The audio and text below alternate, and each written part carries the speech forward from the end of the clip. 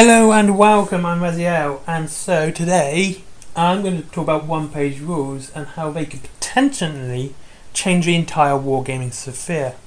Sphere, that's the one, not sphere. Sphere.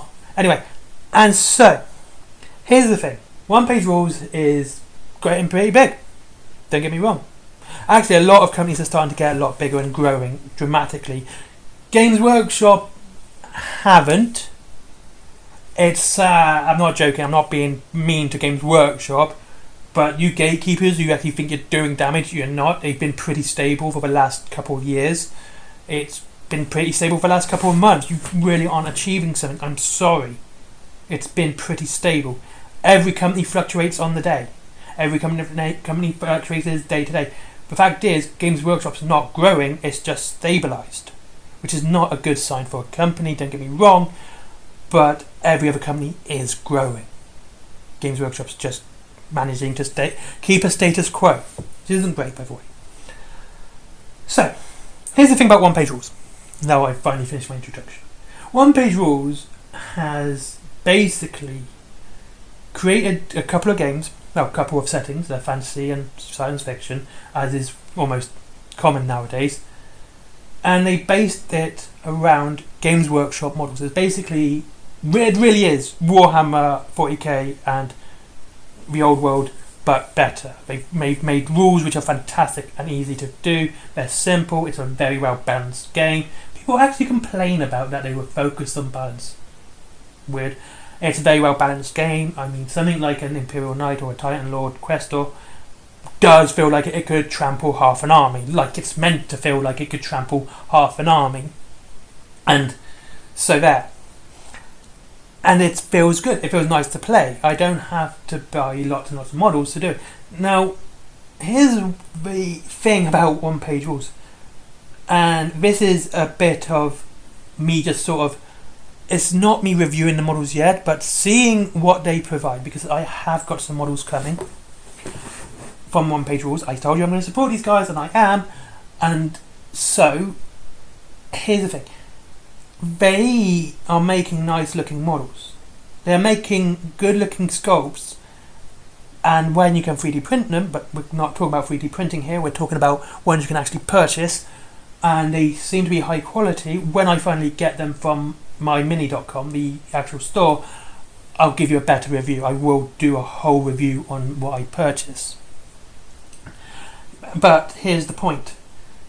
Their prices are so dramatically lower than Games Workshop, the highest priced ones, that if more people go to one-page rules, and honestly, if you play Warhammer, I would honestly suggest this, because it is such a better game, then, and of course you can use, it's basically designed around, it was originally designed around 40k models anyway, so then people start buying from them.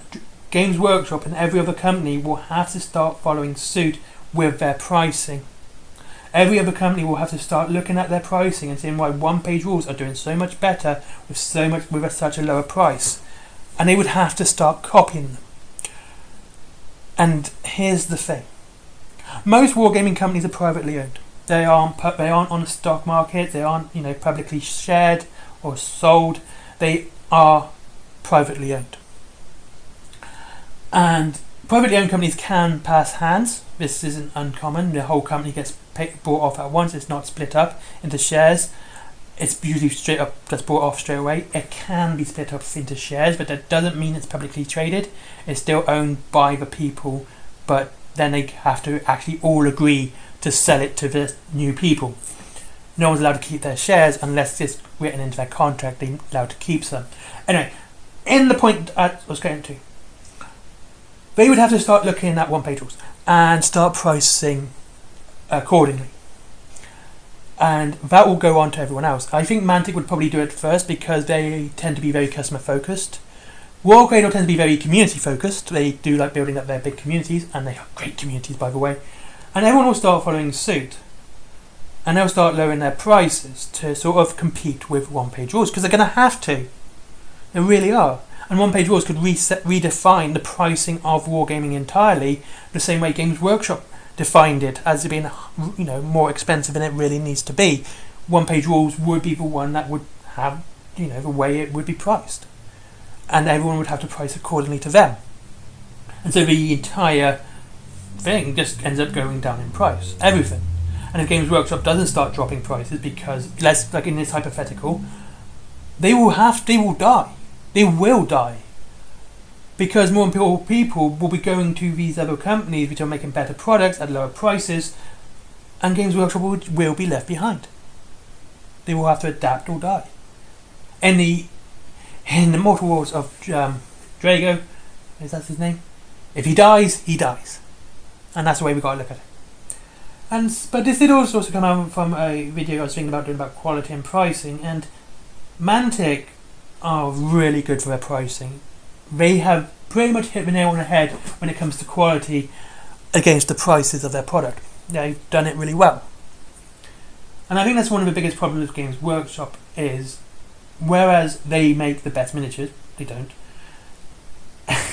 Their pricing was okay for a long time. People complained they were slightly higher, they were too expensive. But when they did, these yearly price increases, that's when it got too much. The quality wasn't going up with the price. Most companies, when price goes up, quality increases as well. And it usually increases to the standard of the price. The price sets the quality sort of thing. So when a company says, we're not actually improving our looks for a long period, pricing tends to stay the same. And that's a good thing. This is why you'll see video games have only really just gone up in price in recent years. I remember Rogue Leader for the GameCube back in the year 2000 was 30 quid in the year 2000. And that was at Asda, which is pretty much Walmart, which is a cut price thing. I actually managed to find another one with another sticker which had it at £50 brand new from Game Station at the time. But you see what I mean? And so when quality stagnates, the price should stagnate and not go up. But when we're seeing a company now provide nice looking models, I've seen them not just on the website, I've seen them in photos on Facebook and stuff like that. Then people can start saying, this is good quality, I like this, and it's a lot cheaper, so I'm going to buy these quality miniatures over these quality miniatures because I'm saving so much more money. And then because that is now set in the standard for price next to quality, that's what everyone else will have to go by. Anyway, thank you very much for watching this video, and honestly, I think you should collect One Page Rules. Oh yeah, sorry. Here's the other thing about One Page Rules I was meant to mention, I completely forgot. One Page Rules is actually making Games Workshop models better value. This is weird. It's not up to one company to make a different company's model better value. Basically, the game being so much better means you want to play with your miniatures. Going to third-party stores with a massive discount again makes people want to play One Page Rules. It will make you want to do this because it's a good game.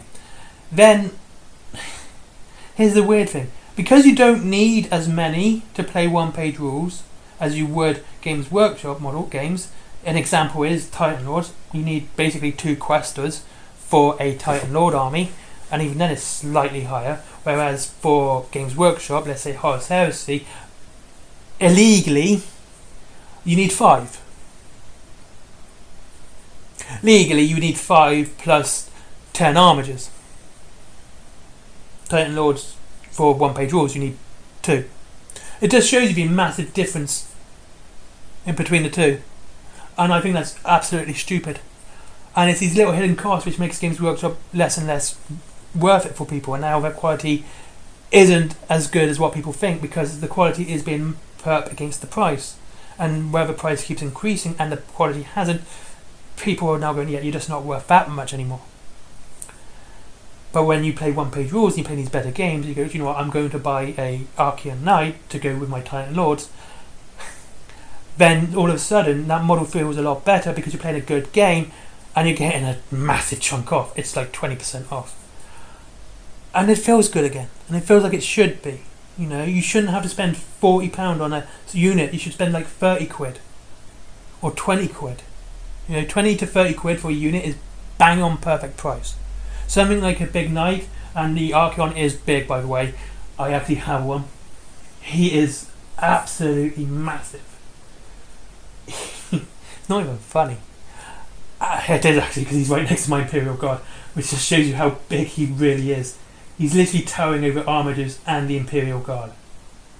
Anyway, yeah, £80 is, to me, is pretty much a decent price. £80 to £90 is a decent price for it.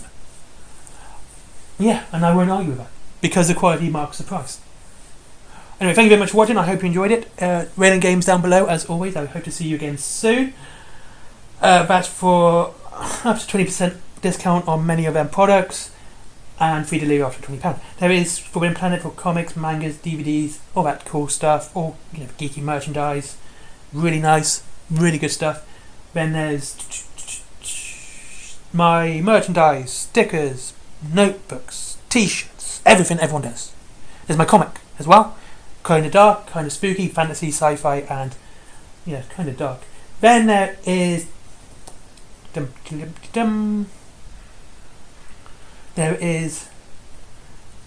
Skyforge. Don't forget Skyforge. Guy's a friend of mine. Give him a click, give him some love, especially if you like Pokemon cards. And finally Patreon, because business. Bye bye.